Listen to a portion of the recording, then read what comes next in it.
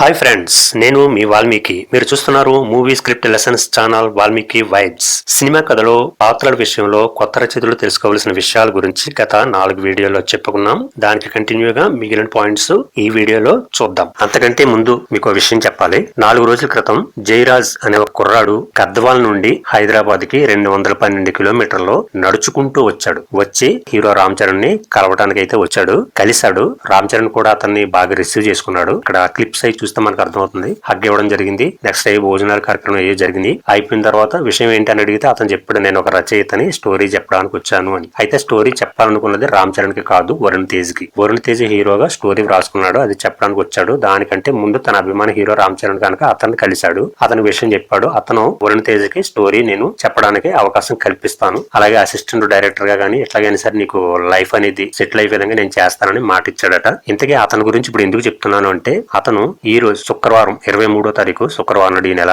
నాకు ఫోన్ చేశాడు. మధ్యాహ్నం ఫోన్ చేసి, అన్న మన ఛానల్లో వీడియోలు నేను చూశాను, నాకు చాలా చాలా బాగా నచ్చాయి, అట్లాగే నాకు సబ్స్క్రైబ్ చేసుకున్నాను, నేను చాలా బాగున్నాయి, అట్లాగే నాకు స్టోరీ ఎలా చెప్పాలి అట్లాగే ఏంటన్నది నాకు కొంచెం భయంగా ఉండేది. స్టోరీని కరెక్ట్ గానే వ్రాసానా ఏదైనా డౌట్ కూడా ఉండేది. మన ఛానల్లో వీడియోలు చూసిన తర్వాత నాకు చాలా ధైర్యం వచ్చింది. అయితే స్టోరీ ఎలా చెప్పాలో తెలియట్లేదు, కొంచెం కంగారుగా ఉంది. కాబట్టి కొన్ని టిప్స్ చెప్పమని అడగడం జరిగింది. నేను అతనికి టిప్స్ చెప్పాను, ఎట్లా చెప్పాలి స్టోరీ, ఎలాంటి జాగ్రత్తలు తీసుకోవాలని వివరాలతోటి కొన్ని టిప్స్ అయితే చెప్పాను. అతనికి చాలా హ్యాపీగా ఫీల్ అయ్యాడు. అయితే నా సంతోషం ఏంటంటే, అతను గద్వాల్ నుంచి వచ్చి నడుచుకుంటూ వచ్చి 212 కిలోమీటర్లు రామ్ చరణ్ కలవడం అనేది 4 రోజుల క్రితం అనుకుంటా. అన్ని పేపర్స్ లో వచ్చింది, టీవీలో కూడా చెప్పారట. అది నేనైతే చూడలేదు ఇంకాని. ఇతను చెప్పిన తర్వాతే చూసాను నేను. అలాంటి ఒక వ్యక్తి మన ఛానల్ కి సబ్స్క్రైబర్, అతను స్టోరీ ఎలా చెప్పాలనేది నాకు ఫోన్ చేసి అడగడం నాకు చాలా హ్యాపీగా అనిపించింది. సో అతను వరుణ్ తేజ్ ని కలవాలి అంటే కాల్ షీట్లు ఒక 3 రోజులు పోయిన తర్వాత ఎప్పుడు ఇచ్చారంటే కలవడానికి. వెళ్ళిన 3 రోజులు పోయిన తర్వాత వెళ్ళి కలుస్తాడు. సండేనో మండేనో ఇప్పుడు కలుస్తాడు, స్టోరీ చెప్తాడు. నేను అతని స్టోరీ సక్సెస్ కావాలని,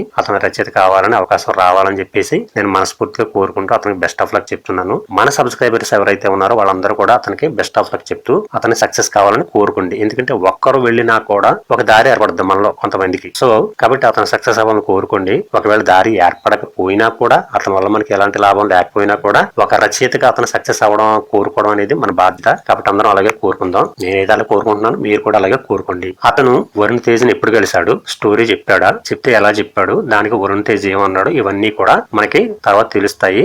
ఆ వివరాలతోటి నేను నెక్స్ట్ వీడియోలో మీకు చెప్పడం జరుగుతుంది. ప్రస్తుతం మాత్రం అతని గురించి డీటెయిల్స్ ఇవే. ఓకేనా?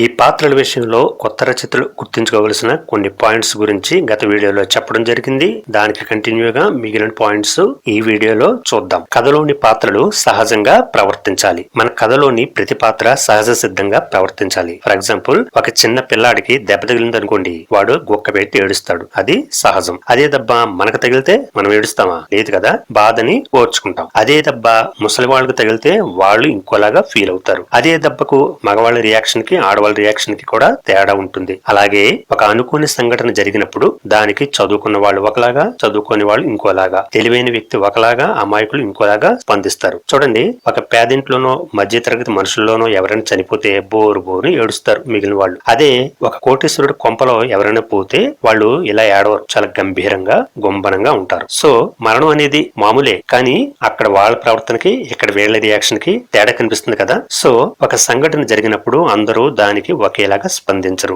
ఒక్కొక్కరి రియాక్షన్ ఒక్కలా ఉంటుంది. ఆ రియాక్షన్ అనేది వారి వారి వయసు, చదువు, తెలివిని బట్టి, వారి శారీరక, మానసిక, ఆర్థిక, కుటుంబ పరిస్థితులను బట్టి ఆధారపడి ఉంటుంది. మన కథలో పాత్రలు కూడా ఇలాగే ఉండాలి. ఒక పాత్ర దాని డిజైనింగ్ ని బట్టి, దాని మనస్తత్వాన్ని, స్థితిగతులను బట్టి, దానికి ఎదురైన పరిస్థితులకు, ఇతర పాత్రల యాక్షన్ కి అది సహజంగా స్పందించాలి. అలా కాకుండా అతిగానో లేక వేరే రకంగానో స్పందిస్తే అది ఆ పాత్ర ఔచిత్యాన్ని దెబ్బతీస్తుంది. సో ప్రతి పాత్ర దాని డిజైనింగ్ ని బట్టి సహజంగా ప్రవర్తించాలి. ఓకే, నెక్స్ట్, కామెడీ పాత్రలో నీతులు చెప్పకూడదు. కథలో కామెడీ క్యారెక్టర్స్ ని క్రియేట్ చేసేది ఎంటర్టైన్మెంట్ కోసం. దానికోసమే వాటిని యూజ్ చేయాలి. 1-2 సీన్స్ లో, అది డెప్త్ ఉన్న సీన్స్ లో 1-2 సెంటిమెంట్ డైలాగ్స్ చెప్పొచ్చు, తప్పలేదు. కానీ నీతులు చెప్పడం, గీతోపదేశాలు చేయడం లాంటివి చేయకూడదు. అలా చేస్తే ఏమవుతుంది, అంతవరకు కామెడీ జనరేట్ చేసినటువంటి ఆ క్యారెక్టర్ ఒక్కసారిగా ఉద్బోధక పాత్రగా మారిపోయి నీతులు చెబితే దానికి ఆ సీన్ లో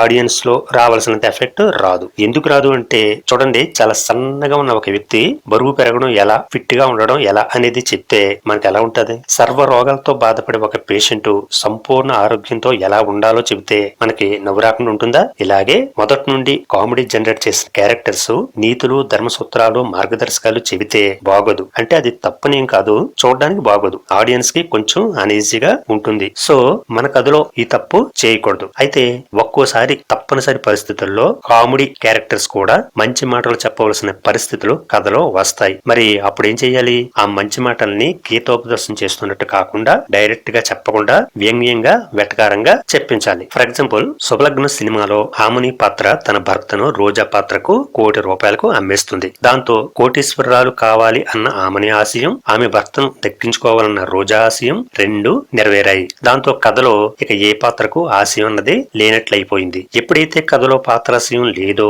అప్పుడు ప్రేక్షకుడే ఒక ఆశయాన్ని ఏర్పరచుకున్నాడు. అది ఆమెని జగపతి బాబు తిరిగి కలవాలి అని. ఆ ప్రేక్షకాశయమే కథాశయం అయ్యింది. మరి ఆ కథాశయం తీరాలంటే ఏం జరగాలి? ఆమెనిలో మార్పు రావాలి. డబ్బు కన్నా బంధాలు గొప్పవని గుర్తించాలి. దానికోసం కొన్ని పాత్రలు ట్రై చేయాలి. అదిగో అలా ప్రయత్నించిందే ఏవిఎస్ క్యారెక్టర్. ఈ పాత్ర మొదటి నుండి కామెడీగానే ఉంటది. దాని బాడీ లాంగ్వేజ్, మేనరిజం అదే చెప్తాయి. చివరిలో ఆ పాత్ర ఆమెనిలో మార్పు వచ్చే విధంగా మాట్లాడుతుంది. కానీ అది డైరెక్ట్ గా చెప్పకుండా వ్యంగ్యంగా, వెటకారంగా చెప్తుంది. ఒకసారి ఆ సీన్ చూస్తే మీకు బాగా అర్థమవుతుంది. దయచేసి ఒకసారి ఆ సినిమాని, ఆ సీన్ ని చూడండి. ఓకే, నెక్స్ట్, మన కథలో ఏదైనా పాత్రకి ఒక టాలెంట్ ఉన్నట్టు చూపిస్తే ఆ టాలెంట్ ని కథకు వాడుకోవాలి. అంటే కథ కదలడానికి ఆ పాత్ర బ్రతికున్నా లేక చనిపోయినా తన టాలెంట్ తో పాత్రాశయానికి లేదా కథాశయానికి ఖచ్చితంగా ఎంతో కొంత సహాయపడాలి. ఓకే, నెక్స్ట్, హీరో విలన్ పాత్రలు సమవుజ్జిగా ఉండాలి. ఒక సినిమా మంచి హిట్ అవ్వాలంటే దానిలో హీరో విలన్ పాత్రలు పోటాపోటీగా ఉండాలి.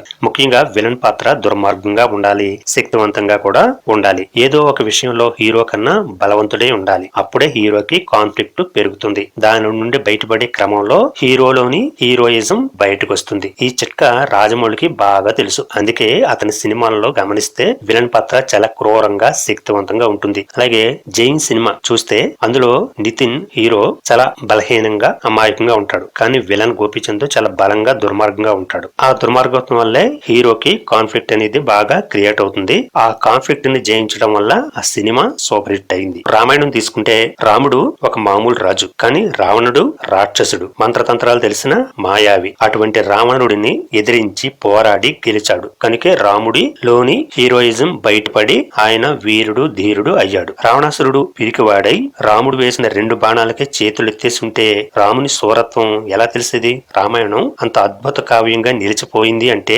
దానిలో రాముడితో పాటు రావణాసురుడి పాత్ర కూడా ఎంతో ఉంది. సో ఒక కథ ఆకట్టుకోవాలంటే దానిలో విలన్ పాత్ర చాలా బలంగా ఉండాలి. ఓకే, నెక్స్ట్, పాత్రల వయసును బట్టి పేర్లు పెట్టాలి. చాలా మంది కొత్త రచయితలు ఈ విషయంలో తప్పు చేస్తుంటారు. ఇప్పుడు రాస్తున్న కథ కనుక ఇప్పటి ట్రెండ్ లో ఉన్న పేర్లు పాత్రలకు పెట్టడం తప్పేం కాదు, అది యంగ్ క్యారెక్టర్స్ కి అయితే. కానీ ఎప్పుడో 80-90 దశకాల్లో పుట్టిన ఓల్డ్ ఏజ్ క్యారెక్టర్ కూడా అట్లా లేటెస్ట్ పేర్లు పెట్టడం అనేది నేను కొంతమంది విషయంలో చూశాను. అది తప్పు. ఒక పాత్ర వయసును బట్టి ఇంచుమించు అది పుట్టిన సంవత్సరం ఆధారంగా దాని పేరు పెట్టాలి. అలాగే పాత్ర పుట్టిన ఊరు, అది పెరిగిన వాతావరణం, అది చేసే పని, వీటిని కూడా లెక్కలోకి తీసుకుని అప్పుడు ఆ పాత్రకి పేరు పెట్టాలి. చెప్పులు కుట్టే పాత్రకు, పాలేరు పని చేసే పాత్రకు రాకేష్, రాజ్ కుమార్, మహేష్ బాబు వంటి పేర్లు పెడితే ఎబ్బెట్టుగా ఉంటుంది. మావుళ్ళు, సుబ్బారావు, వీరయ్య ఇటువంటివి అయితే బాగుంటాయి. ఈ పేర్లు పెట్టడం అంత ముఖ్యమైన విషయం కాకపోయినా ఇది కూడా చెప్పాల్సిన విషయం కనుక చెప్తున్నాను. నెక్స్ట్, హీరో,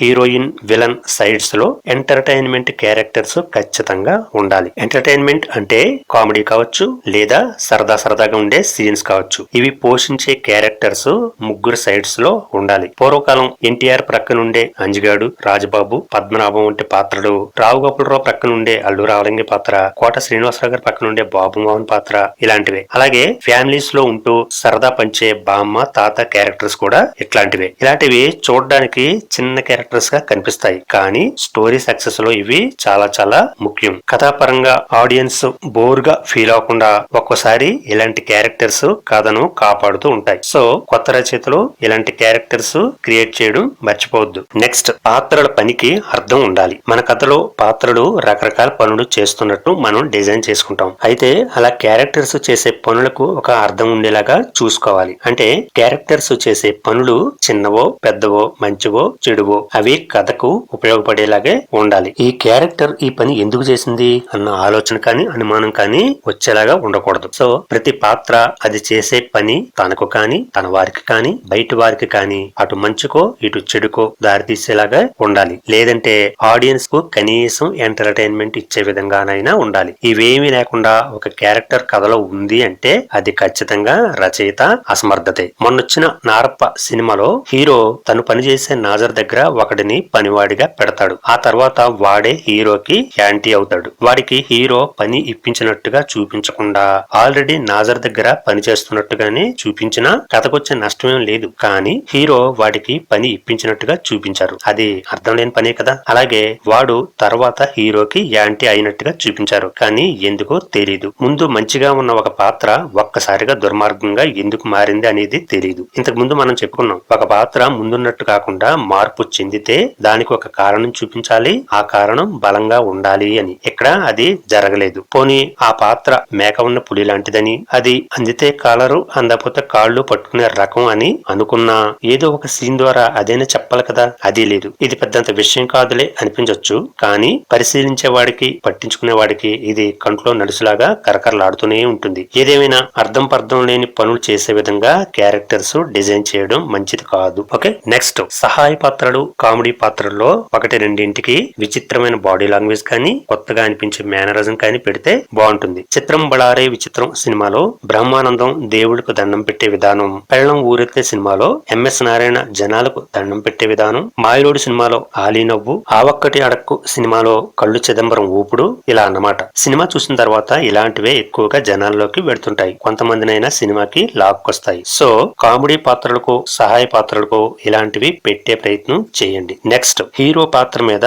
ఆడియన్స్ కి జాలి అనేది కలగకూడదు. తెలుగు ప్రేక్షకులకి తమిళ మలయాళ ప్రేక్షకులకి చాలా తేడా ఉంటుంది. అక్కడ హీరో ఇమేజ్ కి విరుద్ధంగా చేసినా చూస్తారు, కానీ మనోళ్ళు అలా చూడలేరు. హీరో ఇమేజ్ ఎక్కడ తగ్గకూడదు అంటారు. ఈ కారణం వల్లే మన హీరోలు ఏవైనా వెరైటీ పాత్రలు చేద్దామన్నా కూడా భయపడుతూ ఉంటారు. విషయానికి వస్తే తమ్మున్న హీరోని బేలగానో ఏడుస్తున్నట్టుగానో చూపిస్తే ఆడియన్స్ ఫాన్స్ యాక్సెప్ట్ చెయ్యలేరు. ఇది పెద్దంత ఇమేజ్ లేని విషయంలో వర్కౌట్ అవుతుంది, కానీ స్టార్ హీరోలకి కుదరదు. కృష్ణ గారు కెరియర్ మొదట్లో వచ్చినటువంటి సాక్షి సినిమాలో హీరో పాత్ర బేలగా దీనంగా జాలి కలిగేలాగా ఉంటది. అప్పటికే ఆయన ఇంకా సూపర్ స్టార్ అవ్వలేదు కాబట్టి సరిపోయింది. అలాగే మర్యాద రామాయణంలో సునీల్ పాత్ర అంతే అయ్యో పాపం అనిపించేలాగా ఉంటుంది. అది బానే ఉంది. యోగి సినిమా విషయానికి వచ్చేసరికి ఆ సినిమాలో హీరో మీద ఆడియన్స్ కి జాలేసింది. చివరిలో కనీసం కన్న తల్లి శవాన్ని కూడా చూడలేకపోతాడు. తల్లికి గాజులు ఇవ్వాలన్న ఏ ఆశయం కోసం పోరాడాడో అది నెరవేరలేదు. పాయింట్ చూస్తే తల్లి బిడ్డల సెంటిమెంట్ కథ. తల్లికి దూరమైన బిడ్డ